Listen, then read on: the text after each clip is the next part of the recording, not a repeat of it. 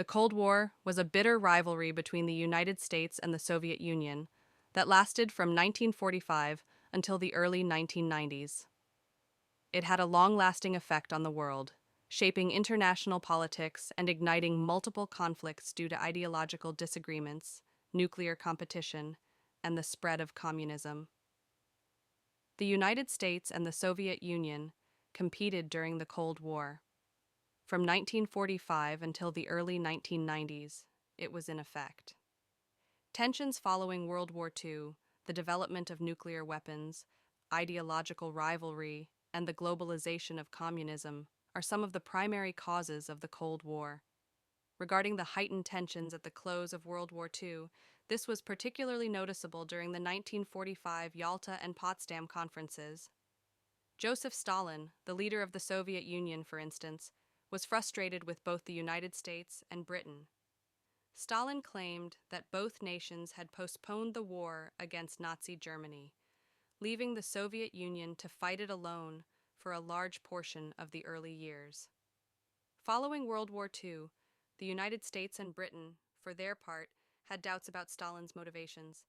In August 1945, the United States dropped the atomic bomb on Japan, introducing nuclear weapons.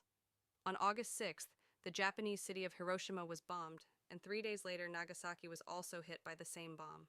The development of nuclear weapons sparked an arms race between the US and the USSR that grew more intense for the majority of the 20th century. In the end, this heightened hostilities between the two superpowers. The Cold War was also significantly influenced by ideological conflict. The United States, which was founded on capitalism and democracy, was on one side, while the Soviet Union, which was founded on a communist dictatorship, was on the other. The Soviet Union, for instance, cherished characteristics like single-party rule, public ownership, and collective interest.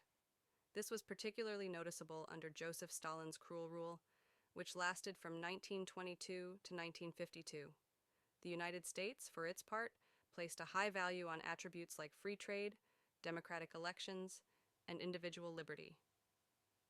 For example, the Truman Doctrine, as historians call it, was the focus of U.S. President Harry S. Truman on stopping the spread of communism worldwide.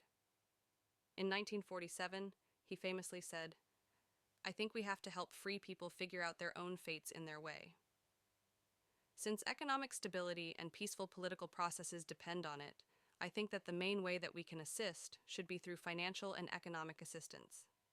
Throughout the 20th century, American presidents adhered to the Truman Doctrine, which sparked several conflicts, including the Korean and Vietnam Wars.